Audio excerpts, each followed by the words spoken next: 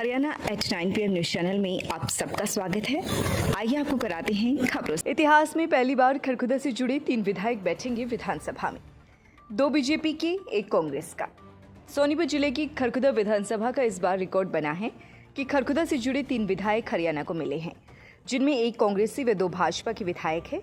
जी हाँ, पहले विधायक के रूप में विधानसभा चुनावों में खरखुदा से भाजपा प्रत्याशी पवन खरखुदा 3 बार के विधायक रहे जयवीर वाल्मीकि को हराकर विधायक बने हैं, जो खरखुदा के रहने वाले हैं। हल्के के विकास की उनकी पूरी जिम्मेवारी रहेगी। दूसरे विधायक के रूप में खरखुदा बेल्ट से सटे गांव राई से पूर्व मंत्री कृष्ण गहलावत विधायक बनी हैं। वह पहले खरखुदा की विधायक एवं मंत्री रह चुकी हैं। खरखुदा के निजामपुर माशरा गांव की वे बहू हैं, इसलिए खरखुदा हल्के के लोगों को उनसे भी जुड़ाव रहेगा।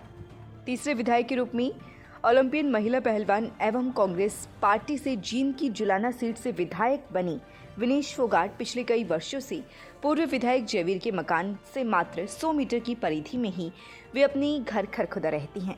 इस लिहाज से वे भी खरखुदा हल्के वासियों को भी उनसे संबंध है। यहाँ पर उन्होंने खेलों में दक्षता हासिल करने के लिए अभ्यास भी किया है।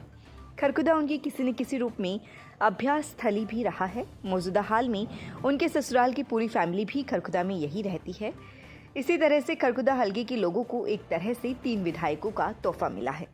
इसका खरखुदा वासियों को खूब लाभ भी मिलेगा। जेजेपी 114, आप 61 व इनेलो को 21 बूथों पर नहीं खुला खाता। खरखुदा विधानसभा चुनाव में इनेलो पार्टी 21 बूथों पर खाता नहीं खोल पाई। 123 बूथ ऐसे हैं जहां दहाई का आंकड़ा ही पार कर पाई। 100 वोट किसी भी बूथ से लेने में सफल नहीं हुई। आप पार्टी को 61 बूथों पर 06 पर दहाई का आंकड़ा पार किया। 122 बूथ ऐसे हैं जहां 1 से 9 वोट ही ले सकी। जजपा पार्टी के रमेश खटक को 114 पर 0, 2 बूथ पर 20, बाकी सभी बूथों पर 1 से 9 वोट ही मिले। नोटा को सबसे ज्यादा 129 नंबर बूथ पर 10 वोट मिले। 25 बूथों पर कांग्रेस व 3 बूथों पर भाजपा 100 वोट्स भी नहीं ले पाई।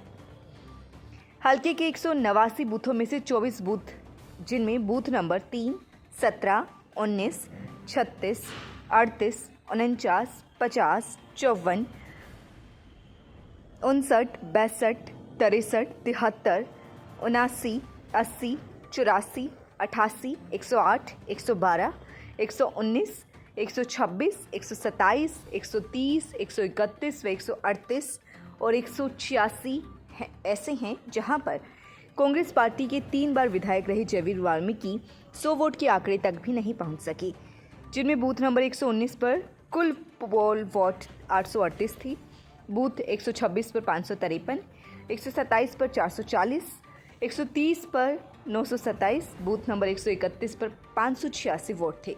जबकि खरखुदा हल्के के गांवों में 3 बूथ नंबर 49, 83 और 186 ऐसे भी हैं जहां पर बीजेपी से जीतने वाले पवन खरखुदा 100 के आंकड़े तक नहीं पहुंच पाए। चुनाव जीतने के बाद खरखुदा के विधायक पवन खरखुदा दिल्ली में सीएम नायब सैनी से मिली व हरियाणा के प्रभारी से भी मुलाकात की। इस मौके पर खरखुदा ब्लॉक समिति के पूर्व अध्यक्ष राजवीर सहित कई गणमान्य व्यक्ति उनके साथ रहे। पवन खरखुदा ने कहा कि यह 36 बिरादरी की जीत है और खरखुदा हल्के का मान सम्मान सबसे ऊपर रखेंगे। हल्के के सभी विकास के कार्यों को करने की कोशिश करेंगे। उन्होंने कहा कि लोग इस एरिया को हुड्डा का गढ़ कहते थे, जबकि गढ़ किसी का नहीं होता, गढ़ केवल जनता का होता है। जनता जब चाहे अपना गढ़ बना ले, जब चाहे उस गढ़ को उखाड़ फेंके, इसलिए जनता ही सर्वोपरि है। तो भाई कल 2 या 3 दिन मेरे ख्याल से अभी सरकार बनाने की प्रक्रिया होगी, तो आपके बेटे को भाई दिल्ली चंडीगढ़ के चक्कर काटने पड़ेंगे। कभी कोई भाई ये ना सोचे कि भाई 2 या 3 दिन हमारे से नहीं मिले। तो इसके लिए मैं आप लोगों से क्षमा प्रार्थी रहूंगा और मेरा पूरा परिवार आप लोगों के प्रति समर्पित है। मैं नहीं मिलूंगा तो मेरे पिताजी आजाद सिंह है, भाई है, चाचा है, ताऊ है, क्योंकि ये जिम्मेवारी जो आप लोगों ने दी है ये बहुत बड़ी जिम्मेवारी है।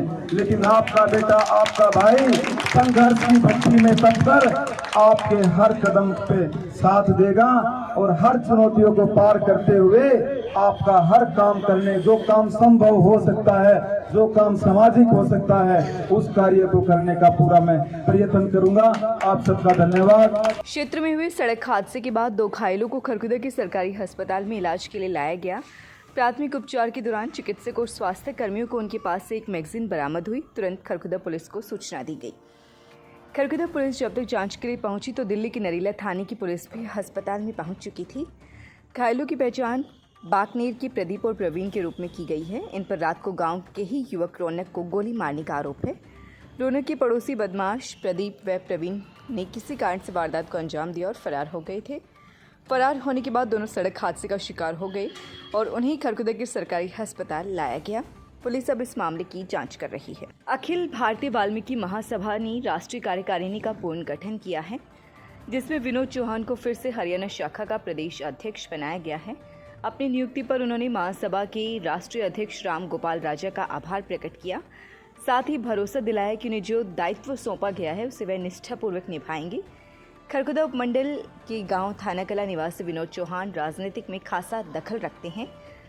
सनद रही कि वर्ष 2019 में वह इनेलो टिकट पर खरखुदा विधानसभा क्षेत्र से चुनाव लड़ चुके हैं। ट्यूलिप हॉस्पिटल सोनीपत के पास क्यूब डायग्नोस्टिक सेंटर में आधुनिक 3D 4D मशीनों से ultrasound, colour Doppler, CT scan, MRI, mammography रियायती मूल्यों में करा सकते हैं।